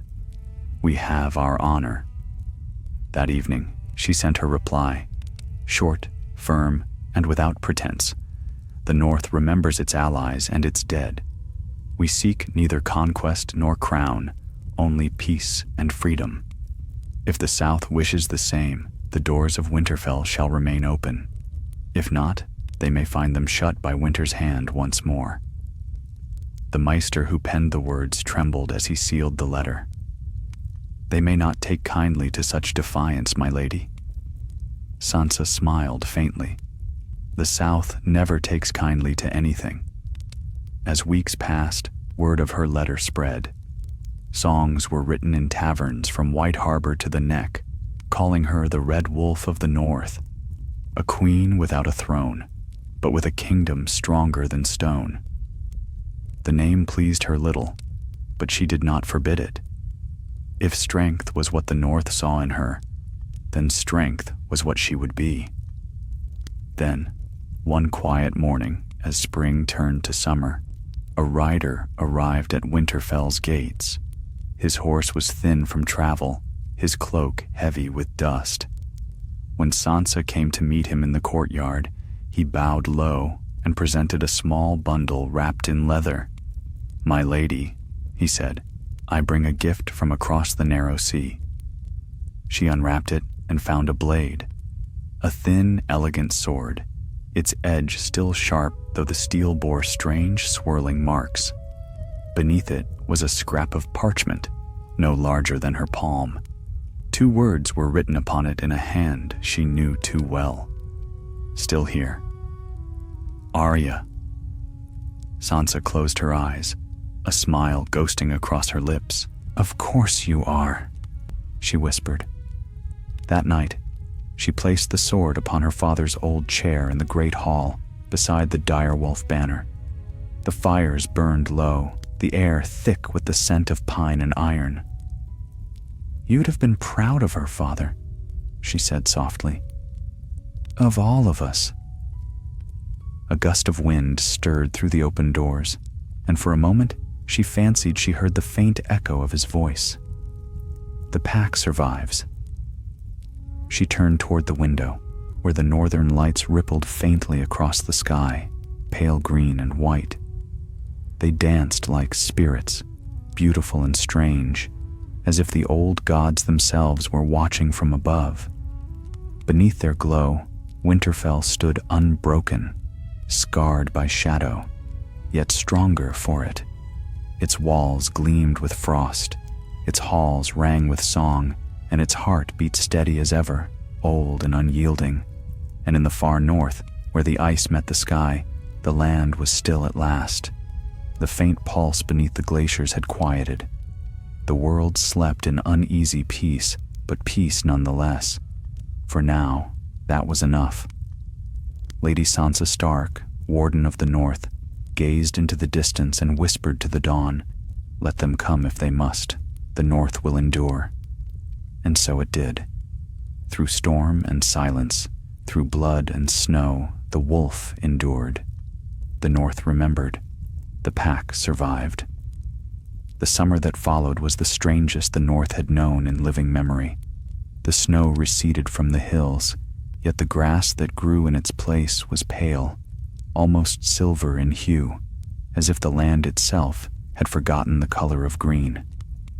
The nights stayed long, and when the moon rose, faint ribbons of light shimmered in the sky, echoes of the red and blue flames that had once burned above the frost fangs. The small folk whispered that the old gods were watching still. Some said the lights were the souls of those who'd perished in the storm, others that it was Colrin's spirit, forever trapped between earth and ice. The Maesters, of course, called it nonsense, but in the North, people did not easily forget what they had seen. Winterfell, though, stood proud once more. Its walls, scarred and blackened by fire, were mended with new stone. Its courtyards filled again with the sound of hammers and laughter. The harvest had returned, thin but honest, and for the first time in years, the people smiled when they spoke the name Stark. Sansa ruled with quiet strength, She no longer sought the approval of lords or kings. Her eyes were set only upon her people.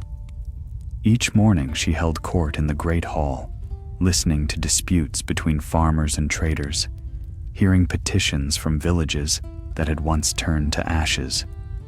She spoke little, but every word carried weight. When the first traders arrived from the south, they found her sitting upon the dais, dressed not in jewels, but in wolf's fur and iron. They called her the Lady of Ice and Fire, though she neither encouraged nor denied the name. Still, her nights were not peaceful. She dreamed often of snowfields and whispers, of the red glow beneath the ice, of voices calling her name from the far north. Sometimes she saw Arya standing on a mountain peak, her face lit by strange light, her blade dripping with frost. Sometimes it was their father, Ned Stark, looking down from a world between shadow and dawn. When she woke, the silence of Winterfell pressed upon her like a weight. She would rise before the dawn and walk to the Godswood, barefooted upon the cold grass. The weirwood had changed since that final night at the Shadow Moors. Its bark was darker, streaked with veins of faint crimson light that pulsed softly, as if a heart still beat within. One morning, Bran joined her there, rolling silently across the dew-damp earth. "You shouldn't come alone," he said. Sansa smiled faintly. "I am never alone here, not anymore." Bran's gaze drifted toward the heart tree. "The gods remember you, Sansa. They owe you their voice. I never asked for it. No one ever does." He looked up at her then, his eyes gray and endless. "I'll be leaving soon," he said. Sansa turned. "Leaving? Where?" "North," he said simply. "Beyond the wall. The world beyond still sleeps, but not forever. I must see what dreams there." Her heart tightened. "You might not return. I might not," he agreed. "But if I stay, I'll see nothing." Sansa reached out, laying her hand upon his shoulder. "Then go, Bran. But remember, the North is not only ice.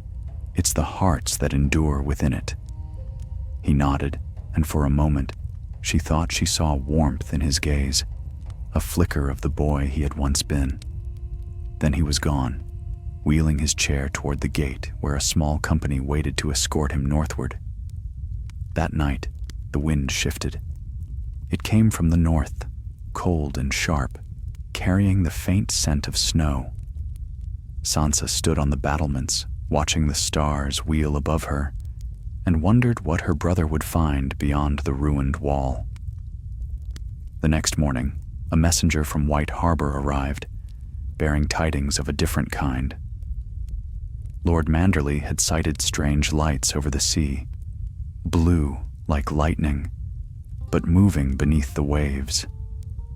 Fishermen claimed to have seen shadows stirring in the deep, shapes that did not belong to fish or whale.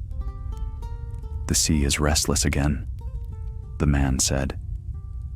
"And the maesters say storms are coming." Sansa dismissed him gently, but the unease lingered. The North had faced too many storms for her to take such words lightly. Davos found her later in the library, poring over old maps. "You look like your mother when she worried," he said, "that same fire in the eyes." "I suppose she had reason to," Sansa replied, closing the parchment. "The world seems too small to ever truly be safe." Davos nodded. "Aye, safety's a song fools sing before the next battle." Sansa smiled despite herself. "You've grown poetic, Sir Davos. Age will do that, makes a man prefer words to wounds." Outside, thunder rolled faintly in the distance.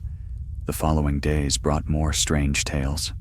Hunters spoke of creatures seen near the shivering sea, great white wolves with eyes of fire, moving in packs that left no tracks. A shepherd swore he had heard singing from beneath the ice of a frozen lake, voices echoing from the deep. Sansa listened to them all and said little. But when she walked the godswood that evening, the heart tree seemed to whisper louder than before.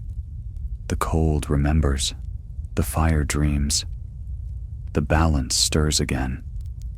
She placed her hand upon the trunk, feeling the faint pulse beneath the bark.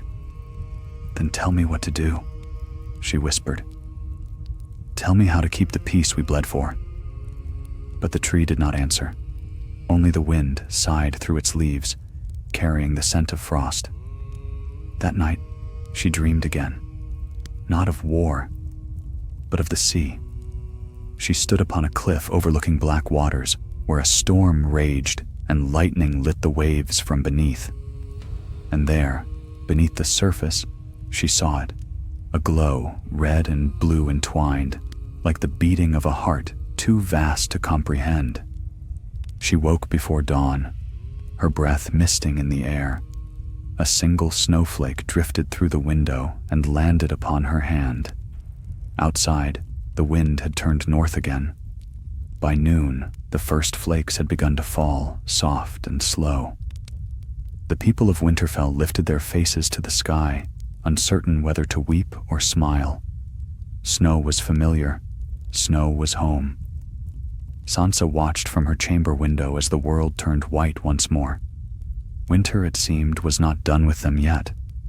But this time, she did not fear it. She stood tall beneath the gray sky, her eyes calm, her voice steady as she whispered to the cold, "Come then. The wolf still waits." And as the snow fell upon the stones of Winterfell, the heart tree in the godswood stirred again, its red leaves trembling in the wind, not in warning, but in greeting. Far to the north, beyond the broken wall, the light beneath the ice flickered once, faint as a dying ember, then pulsed, strong and slow, like a heartbeat waking from sleep. The north, alive once more, listened. Autumn crept back to the north in colors the land had almost forgotten. The silver grass of summer deepened to gold, and the forests beyond Winterfell burned crimson beneath a gray sky. Ravens wheeled above the battlements, their cries carrying far over the fields where men reaped the last harvest before the frost. The air held a strange stillness, not the cruel silence of winter, but a breath drawn and held, as if the very earth waited. Sansa Stark watched the men at work from her tower window. She had grown used to the rhythm of rebuilding, the clang of hammers, the laughter of children, the smell of smoke rising from newly thatched roofs. Yet peace, though hard won, sat uneasily upon her. Every sound of the wind reminded her of the storm that had almost ended them all. Each whisper of snow against the stone carried memory. The north, for all its beauty, remembered too deeply to forget. Bran had not returned. No raven came bearing word from beyond the wall, nor any sign that he still lived. The Maesters believed he had perished in the wild, but Sansa could not bring herself to accept it. When she walked the godswood, she sometimes felt eyes upon her, not of man or beast, but of the land itself, old and knowing, and in her dreams, the weirwood spoke with Bran's voice. "The roots run deep, sister. I am where they are." On the morning of the harvest feast, Sansa gathered her council. The great hall smelled of bread and roasted venison, and banners of every northern house hung once more from the walls, mended though scarred, much like the people who bore them. Davos stood to her right, his hair silver now as the first snow. Beside him was young Lord Serwyn, proud and restless, and Lady Manderly, who had brought ships up the White Knife to trade. "My lady," Davos said when the hall grew quiet, "the grain is strong this year. The sea has been calm, and the roads open. The north will not starve." "Not this winter," Sansa said, "but the north's danger has never been hunger alone. We have seen what sleeps beneath the ice. We cannot forget." Lord Serwyn shifted uneasily. The people want peace. Talk of old ghosts unsettles them.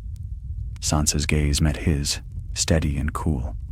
Peace without memory is only sleep, and sleep invites dreams.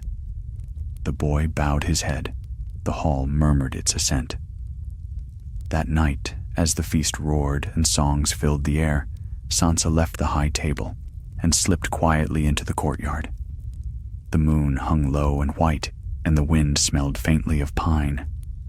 She crossed the yard to the godswood, where the torches flickered red against the weirwood's bark. Alone beneath its branches, she felt the weight of years settle upon her. "Father," she whispered, "I have done what I could. The north stands, but I do not know if it's enough." The leaves rustled softly, though no breeze stirred. A single drop of sap slid down the carved face, dark as blood. When she looked up, a shadow stood at the edge of the clearing, tall, cloaked, its face hidden. For a heartbeat, her hand flew to her dagger. Then the figure spoke, and her fear melted. "You always come here when you're troubled, Arya." Her sister stepped into the torchlight, thinner now, harder still, her eyes sharp as glass. A sword hung at her hip, its blade bound in cloth. "You didn't think I'd stay gone forever." Sansa exhaled a shaky laugh. "You never stay gone forever, but I thought that I'd died." Arya smiled faintly. "Not yet. The world's too full of monsters for that." They embraced, the years between them falling away like ash. For a long while neither spoke. Only the wind answered, carrying the low hum of distant song from the hall. When at last they parted, Arya said, "I've seen the lands beyond the sea, the red wastes, the broken cities, the ruins where even the grass won't grow. I thought the north was harsh, but out there, the world is dying." Sansa frowned. "Dying?" Arya nodded. "The sun burns hotter, and the seas rise higher. The south grows hungrier each year. They'll come north again one day, Sansa, not with armies of ice, but of men." Sansa looked toward the stars. "Then we will meet them as we met all others, together." Arya's mouth curved in a small, weary smile. "That's why I came back, the pack."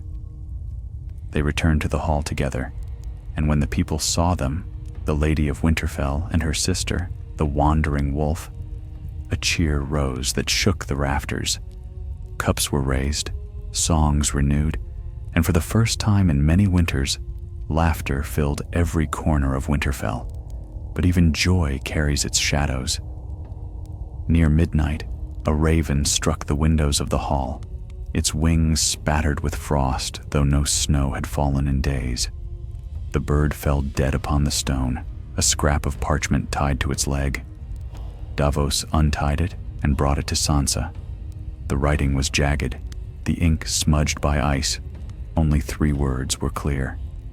"He stirs again." The hall fell silent. Sansa's heart clenched. "Who?"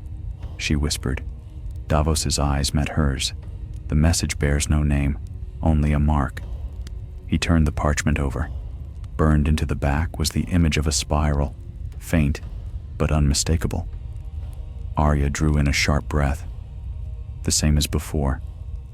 Sansa stared at it, the old fear creeping back through her veins. "Colren is gone." Davos's voice was low. "Aye, but perhaps something else wasn't." They gathered in the council chamber, the laughter of the feast dying behind them. Outside, the wind rose, rattling the shutters. Sansa stood before the fire, the parchment trembling slightly in her hand. "The last time we ignored such a warning," she said. "The dead walked." Arya leaned on the table, her eyes dark. "Then we don't ignore it. We hunt it before it hunts us." Sansa met her gaze. Together. The council dispersed to ready their riders, though each left the chamber with unease in his step. When they were alone, Sansa turned toward the window. The sky had darkened, the moon veiled by cloud. "What if this never ends?" she said softly. "What if the North is cursed to fight its own shadow forever?" Arya sheathed her blade. "Then we fight forever." Sansa looked at her, a faint smile ghosting her lips. "You sound like father." He'd have liked that. They stood together in silence as thunder rolled beyond the hills. Lightning flashed once, and for an instant the world outside seemed carved in silver. When the light faded, the spiral mark upon the parchment glowed faintly red. Far to the north, beyond the ruins of the wall, the wind carried a whisper through the ice. It was not Colrin's voice that spoke now, but something older, colder, rising from the depths of the frozen earth. The north remembers, and beneath the endless snow, the land stirred once more, dreaming of blood and fire. Night came early that autumn, thick and heavy, cloaking Winterfell in shadow. The moon hung low and pale, veiled by thin clouds that shimmered like silver smoke.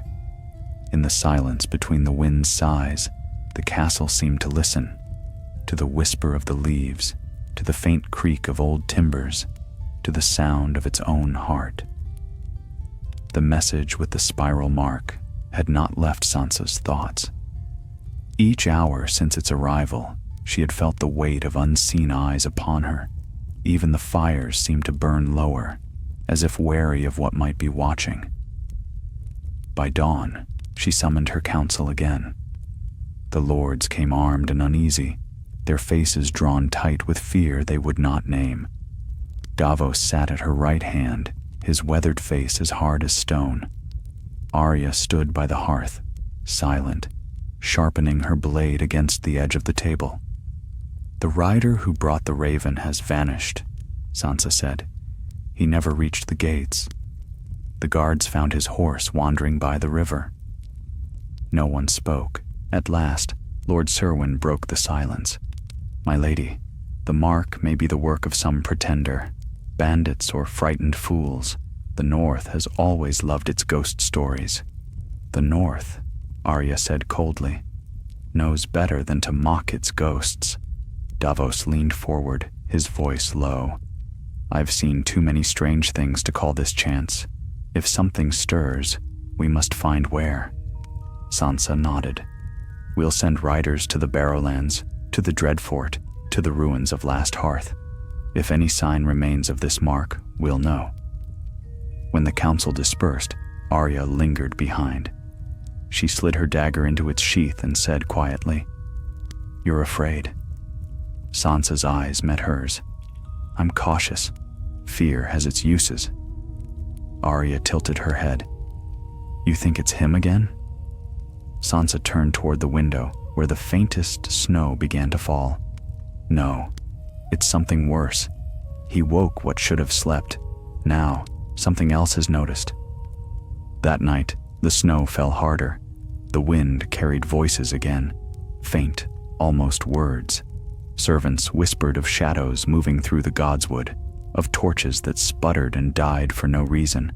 Wolves howled beyond the walls, their cries echoing like sorrow. Sansa walked the ramparts alone, her cloak drawn tight. The snow clung to her hair in lashes, soft as ash. The world below was still, but not silent. She could feel it, the hum beneath her feet, low and steady, the same pulse she'd once felt at the Shadow Moors. Then she saw it. At the far edge of the forest, a faint light flickered. Red, then blue, then gone. She turned. "Guards!" By the time they reached her side, the light had vanished. "Send riders," she said. "Now!" But when dawn broke, the riders did not return. Only one horse came back, foam upon its flanks, eyes wild with terror. Its saddle was empty, its leather blackened with frost. The same day, Bran's raven arrived. The bird bore no message, only a single feather of gray and white, bound by thread. Sansa held it in her palm, her heart heavy. "Bran," she whispered, "what have you found?" 3 nights later, the first snowstorm of the season struck. Winter had come again, sudden and fierce. The castle shut its gates. The fires burned without pause. Men muttered that the wind sounded like crying children. Arya kept watch in the yard, her eyes ever on the woods. Davos patrolled the walls himself, though his joints ached in the cold. And Sansa prayed, not to the Seven, nor to any southern god, but to the weirwood, whose eyes had watched her grow from girl to ruler. That evening, as the storm howled, Arya burst into the great hall, her face pale, her cloak dripping snow. "They're back," she said. "The riders we sent north, all of them." Sansa rose. "Alive?"